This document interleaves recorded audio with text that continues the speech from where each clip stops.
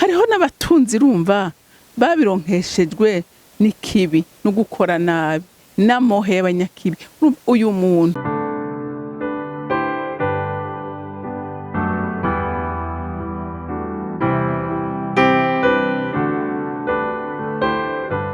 bakunzi bahori CANAAN TV, ndanezerewe kandi gusubira guhura namwe ngo tuganire ijambo ry'Imana. Ariko imbere ko dutangura kuganira, reka tubanze dusenge. Mana y'amahoro, wogira neza ugaca bukira, ciye bugufi imbere yawe ubugira kandi Mana ngushima kandi ngushimira ineza yawe. Ndaguhaye icubahiro kuko uri umwizigirwa kandi uri umunyabuntu. Ibyo dukorera birenze ubwenge bwacu, kandi Mwami Imana nivyo wifuza kudukoresha navyo nyene mukunzi mwiza ntitwobirondora ngo tubirangize. Nico gituma twishize mu biganza vyawe Mwami Imana, uturongore kugira ngo tubashe gukora biguhimbara n'ibikunezera, hanyuma izina ryawe naryo rishigwe hejuru. Urakoze kuvyumvise kandi kwemeye kubikora, hanyuma icubahiro cyose n'amashimwe yose aba yawe. Nkaba ndabisenze ndavyizeye kuvyumvise mu izina rya Kristo Yesu, amen amen. Rero ijambo Imana impaye kuganira namwe uyu munsi ni ijambo rivuga ngo niba ushaka by'ukuri guhimbara umutima w'Imana kandi ukazogira umugisha w'Imana, ndakwifuriza ibi bintu bikurikira. Haleluya. Nibyo tugira tuganire kugira ngo uzugira umugisha muri uyu mwaka wa 2024 winjiyemo, uzukubera umwaka w'umugisha, uzukubera umwaka wo gukura. Haleluya. Rero ndakwifuriza kugira ibi bintu bikurikira, inyifato ikurikira. Haleluya. Reka dusome muri Zaburi igice cya mbere, turasoma kuva ku murongo wa mbere dushikane ku wa gatatu, hama ca dusoma n'umurongo wa gatandatu. Haravuga ngo harahiriwe umuntu ataja ku mohe y'abanyakibi, adahagarara mu nzira y'abanyabyaha, aticarana n'abacokoranye. Ariko ibimuhimbara biri mu vyagezwe by'Uhoraho, kandi ivyagezwe vyiwe n'ivyashira ku mutima ku murango no mwijoro. Azoba nk'igiti gitewe hafi y'imigezi y'amazi, cama igihe caco, ibibabi vyaco ntivyuma, ico azokora cose kizomugendera neza. Ku murongo wa gatandatu, kuko Uhoraho azi inzira y'abagororotsi, ariko inzira y'abanyabyaha ijana mu mahonero. Amen. Rero isengesho ngusengera nanje nisengera muri uyu mwaka wa 2024. Haleluya. Nukugenda mu nzira Imana ishaka. Haleluya.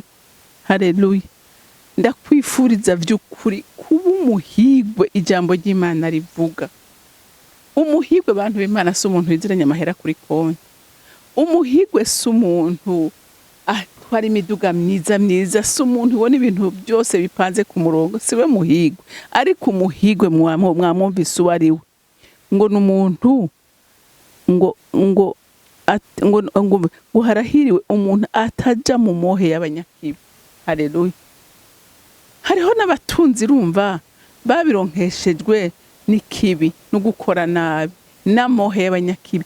Uyu muntu, haleluya, uyu muntu ngo ntaja mu mohe.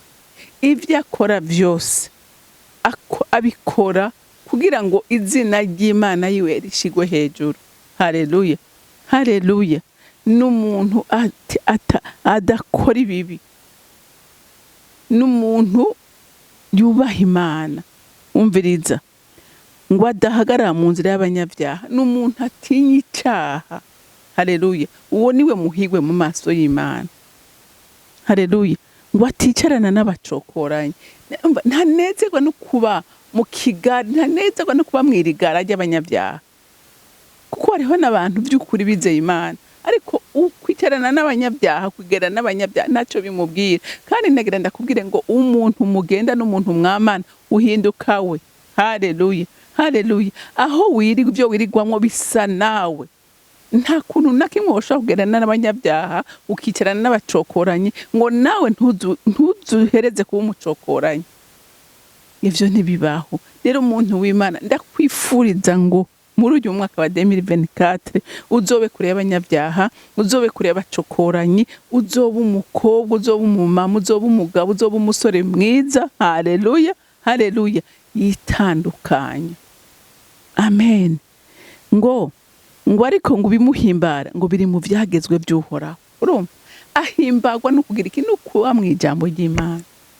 Amen. Igihe uba mu ijambo ry'Imana umenya ingene wifata, haleluya, umenya ikizira n'ikitazira, uba ufise ikikugera mu ijambo ry'Imana. Ariko be murazi ko hari n'ibintu umuntu akora kenshi ugasanga ntazi nuko ariko akora ibibi. Kubera iki? Kubera ataba muri iri jambo. Ariko cyangwa agashika muri situation bikankena ayifatamwo ingene ashobora kuyirengana. Kubera iki? Kubera nta kintu na kimwe gishobora kumufasha afise muri we. Ariko uyu muhigwe mwamwumvise ngo ariko ngo ibimuhimbara, ntahimbagwa no kuba kumarigara, ntahimbagwa n'ikindi kintu icyo ari cyo cyose, ahimbagwa ngo no kuhora mu vyagezwe by'Uhoraho. Haleluya. Ngo kandi ivyagezwe vyiwe ngo nibyo ashira ku mutima ku murango no mwijoro. Urumva nta bindi biganiro bimwenteresa. Oya, iminsi yose ahimbagwa no kumva amajambo y'Imana, ahimbagwa no kumva indirimbo z'Imana. Ibiganiro vyiwe nta biganiro bipfiye bica mu kanwa kiwe. Urumva nta bica mu kanwa kiwe. Uwo niwe muhigwe mu maso y'Uhoraho. Haleluya, haleluya. Umviriza rero umuntu ameze gutya ingene acamera, ngo azomera nk'igiti gitewe irihande y'imigezi y'amazi. Haleluya. Ngo cama igihe cacu, ibibaye vyaco ntivyuma. Haleluya. Umukristo aba mu ijambo nahahura n'ibihuhusi ntaco bimutwara. Haleluya. Kuko aravuga ati ibihuhusi ibwira binduze mu yindi pomoso. Ntagira ubwoba. Oya, ntagira ubwoba kuko araza ati umwansi hari icyo agomba kuntesha, ahubwo nanjye reka nambare inkomezi kugira ngo nshobore guhangana nawe. Haleluya, haleluya. Ngo yama igihe cyose, ntuzomusanga yirabura niwe, ntuzomusanga asa n'ibihe biba ariko aracamwo. Haleluya. Uzokwamusanga anezerewe. Kubera iki? Kubera ahoza umutima mu vyagezwe by'Uhoraho. Haleluya. Igihe cyose acisemwo aronka ijambo riremesha umutima wiwe. Haleluya. Kubera iki? Kubera ibimuhimbara biri mu vyagezwe by'Uhoraho. Mbega wewe uyu munsi uhimbagwa n'iki? Uhimbagwa no kuba kwirigara ry'abanyabyaha? Cyangwa urahimbagwa no kuba mu ngoro y'Uhoraho? Urahimbagwa no kuba mu vyagezwe by'Uhoraho? Cyangwa uhimbagwa n'ibintu n'amakuru y'isi niyaguhimbara? Ariko ushobora kwama, haleluya, mwumvise uwo ari we, n'ufise ibyagezwe muri we bigwiriye, n'uwafise iri jambo rigwiriye muri we. Haleluya. Nguyamera nk'igiti gitewe iruhande y'amazi. Urumva si nka cya giti gitewe mu bugaragwa. Oya, gitewe iruhande y'imigezi. Yamana itoto muri we, yamanya akanyamuneza muri we, yamana indirimbo n'amatazirano muri we. Haleluya, haleluya. Ngo icyo azokora ko cyose kizomugendera neza.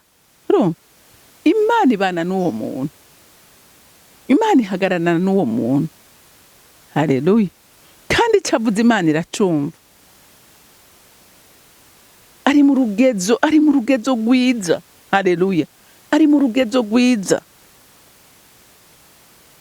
Umukozi w'Imana niwe yavuze ngo hariho abantu usanga barakijijwe ariko bakaguma hehe, ngo bakaguma hahandi batangira ibimazi, hahandi bihaniye akagumaho, kabazi ko birangiye. Ariko umukristo yamaze kugera ku rugezo atera intambwe akigira imbere.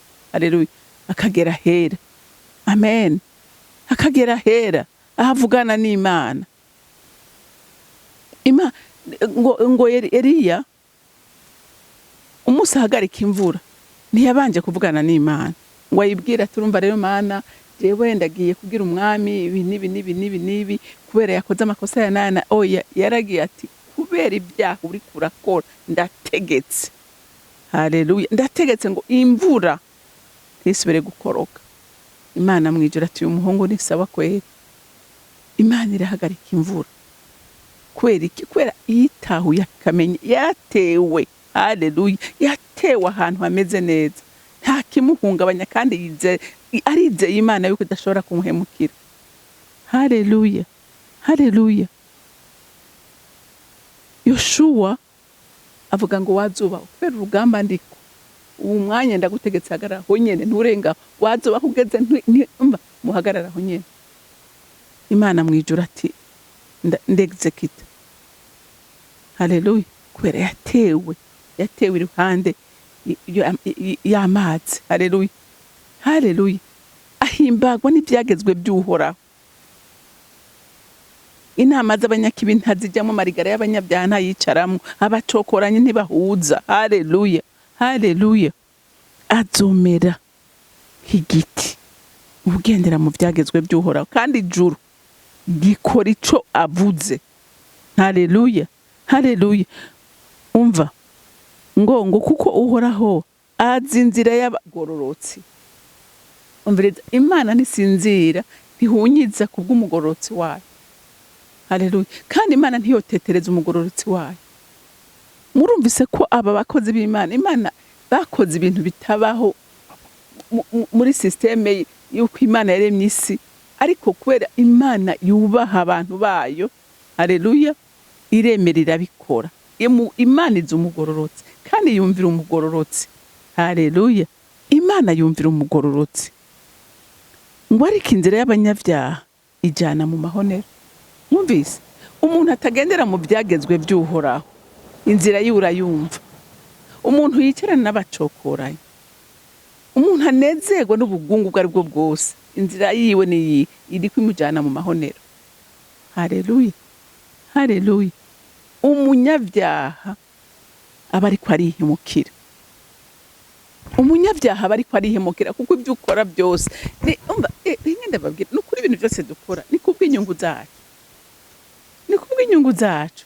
Kuko iri kugwerana n'Imana, nawe ugira amahoro, ugira umugisha, kuko mwumvise ko inzira z'umugororotsi Imana izizi. Haleluya. Imana ntishobora kureka umugororotsi wayo ngo amaramare. Ibana nawe. Haleluya. Rero isengesho navuze ngo isengesho ngusengera nanjye nisengera muri uyu mwaka wa 2024. Haleluya. Nuko womera nk'iki giti. Haleluya. Utegwe iruhande y'imigezi. Kuko ni wategwe iruhande y'imigezi ntuzokwigera wumana rimwe. Ntuzomera nka cya giti Yesu yajako tumusukona akaza kurondera kw'ivyamwa akabihebura. Yesu agushaka kw'ivyamwa mu masirconstance yose. Situation yose ubugezemwo agukeneye kubona kw'ivyamwa. Haleluya. Akeneye ko usa n'uwamumenye by'ukuri. Haleluya. Nivyo gushaka ko ntuvuge ngo urumva ngo bisi ndabikora canke sinkora kibere yahamize oya, ndi mu bihe bigoye, ndababaye oya. Yesu aravuga ngo igihe cyose ndagushaka kw'ivyamwa, ndagushaka kushingira intaye izina ryanje mu masirconstance yose. Rero Imana yo mwijuru ibampera umugisha. Mwami wanje, Mana yanje, uri mwiza kandi ugira neza. Ni wewe ubwawe ushigikira abana bawe, kandi iryo sezerano turarifise nk'abakwizeye. Waravuze ko utazokwigera ureka abana bawe ngo bagende bonyene, ariko wavuze ngo nzobana namwe gushika ku mpera y'isi. Rero n'ubu ndasenze ngo muri uyu mwaka wa 2024 Mana, ndasengera bera bose ngo bari imbaraga. Haleluya. Kugira ngo bagende bame cyane, bamere nk'iki giti cyatewe iruhande y'amazi.